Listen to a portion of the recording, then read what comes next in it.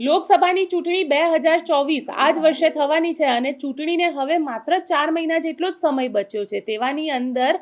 Bharuch Lok Sabha seat અત્યારે ગુજરાતની સૌથી હોટ ફેવરેટ સીટ ગણવાય છે, કારણ કે અહીંયા આગળ મનસુખ વસાવા, ચૈતર વસાવા, છોટુ વસાવાની સાથે સાથે અહેમદ પટેલના દીકરી મુમતાઝ પટેલ પણ આ ચૂંટણીના જંગની અંદર દેખાઈ રહ્યા છે. પરંતુ આ બધામાં જો કહી શકાય તો આદિવાસી વોટ જે છે, જે અત્યારે એક તરફી ચૈતર વસાવા બાજુ જતો દેખાઈ રહ્યો છે, કારણ કે ક્યાંક તેમના માટે લોકોને એક લાગણી, એક સંવેદના ઊભી થઈ છે કે પોલીસે તેમના વિરુદ્ધ ખોટો કેસ કર્યો છે. અને જે રીતે આમ આદમી પાર્ટી ધીરે ધીરે આ વાત લોકો સુધી પહોંચાડી રહી છે, તેવી જ રીતે ચૈતર વસાવા માટેની જે લાગણી છે તે લોકોની વધી રહી છે. અને અરવિંદ કેજરીવાલ 7મી જાન્યુઆરીએ ત્યાં પહોંચી રહ્યા છે, રવિવારે ત્યાં આવે છે અને રવિવારે ત્યાંથી અરવિંદ કેજરીવાલ કંઈક એવું કહેશે કે જેમાં ચૈતર વસાવા માટેની આ જે લાગણી છે તે આદિવાસીઓમાં વધુ પ્રબળ થાય, કારણ કે એ માત્ર ભરૂચ સીટની વાત નથી, એ અંબાજીથી લઈને ઉમરગામનો આખો જે પટ્ટો છે એ આદિવાસી પટ્ટાની અંદર પણ એક લાગણી લોકોમાં ઊભી થઈ છે કે ભારતીય જનતા પાર્ટીએ આદિવાસી નેતા સાથે ખોટું કર્યું અને ચૈતર વસાવા સાથે આ ખોટું કર્યું તેવી લાગણી અત્યારે ઊભી થઈ રહી છે.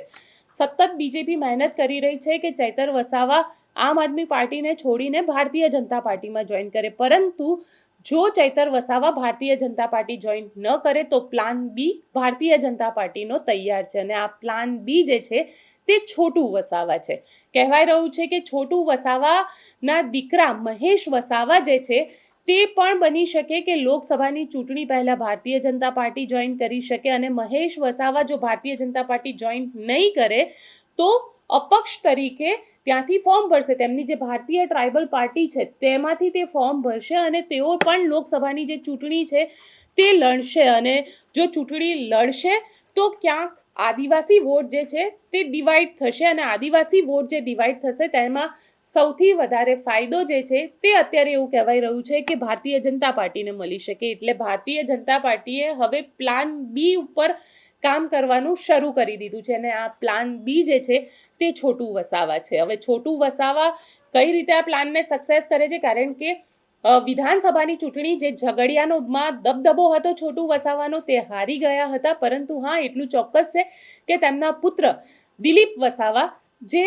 મધ્યપ્રદેશ અને રાજસ્થાનમાં સીટ જીતીને આવ્યા છે વિધાનસભા ચૂંટણીની અંદર, અને દિલીપ વસાવા,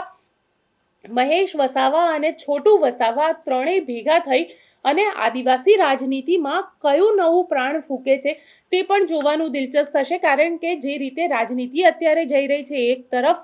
આખા આદિવાસી વોટ જતા હોય તેવું લાગી રહ્યું છે, કારણ કે ચૈતર વસાવાને જેલમાં બંધ કરવામાં આવ્યા છે અને આદિવાસી વોટ ક્યાંક ચૈતર વસાવાને સમર્થન આપી રહ્યા છે. તેવામાં છોટુ વસાવા જે છે તે હવે ધીરે ધીરે એક્ટિવ ભૂમિકામાં આવી રહ્યા છે. અને છોટુ વસાવા